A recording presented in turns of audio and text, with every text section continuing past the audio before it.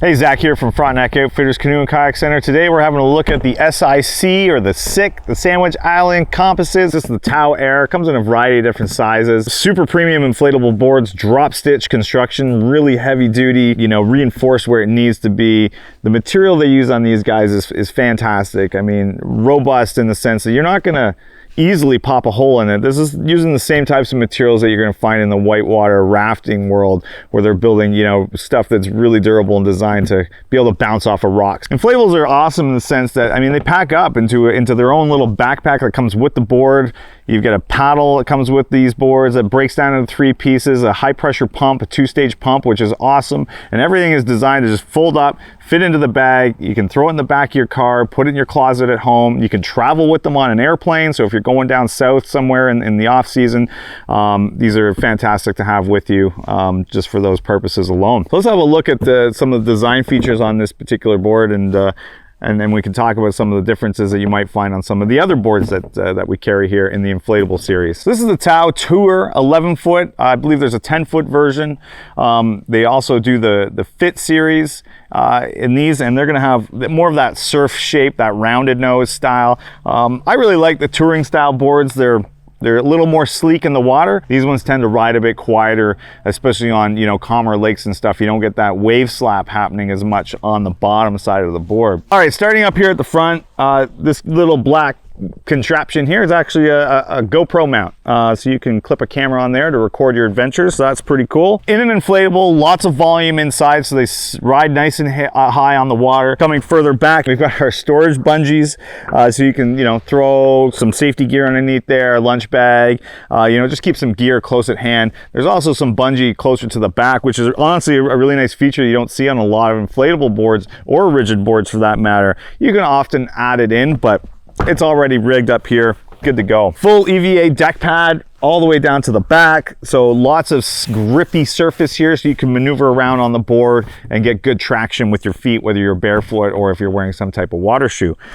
We've got our nice neoprene coated carry handle here so that we can carry the board to and from the water. Another thing about inflatables is we don't necessarily have to inflate them and deflate them every session.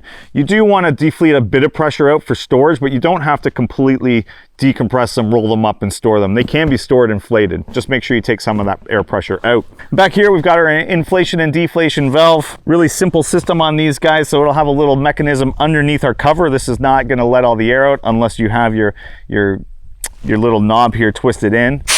But you give a little press, you can let a bit of air out, or you can press it down and twist it and lock it so that all that air comes out. Conversely, when you're pumping it up, you want to make sure it's in that closed position, so as you're pumping air in, it doesn't come back out on you. Finally, back here we've got a little loop here at the back so that we can attach a cord to, or we can directly attach a paddle leash to. We could do that here or from our center handle there. Coming into the side, it does have a nice reinforced side here. It's still soft enough that we can roll it up and fold it for storage, but you can feel it's got a nice raised rail, and what that does is just helps add stiffness throughout the board, which are things that we want to see. You can see it kind of goes from back there. You can see this rail going all the way through up to the front, which again, stiffness is what we're looking for. We want to create a ride as close to an epoxy board as we can, but also having the convenience of being able to the portability of it, being able to pack it up and take it with us somewhere. Similar on the bottom, you can see all the dimples on the bottom here, and what that is, that's actually the drop stitch construction.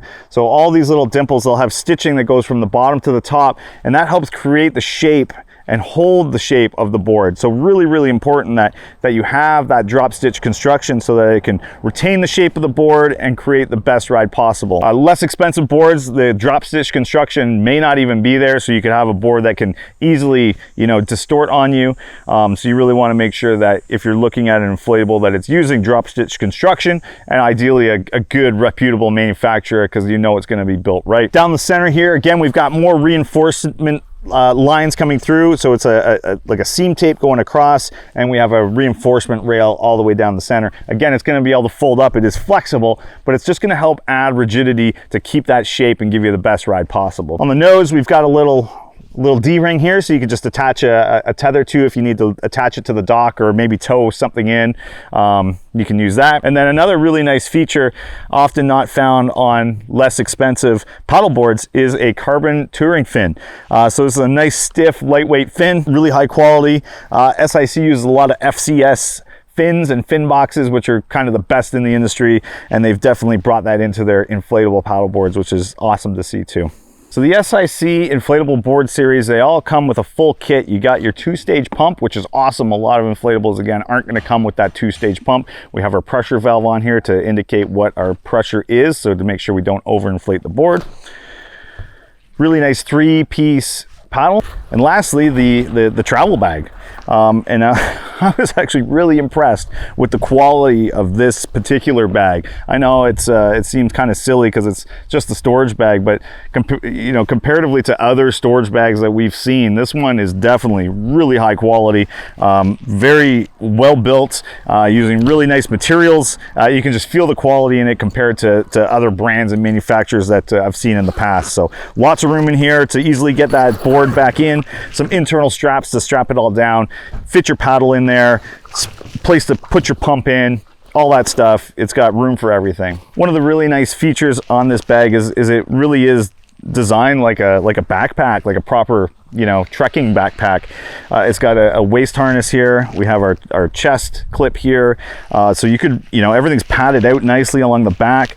So you could really put this on and transport it quite some distance if you're hiking into maybe some back lake and bring this with you for a really unique experience. So this has been a review of the SIC Tau Tour Series.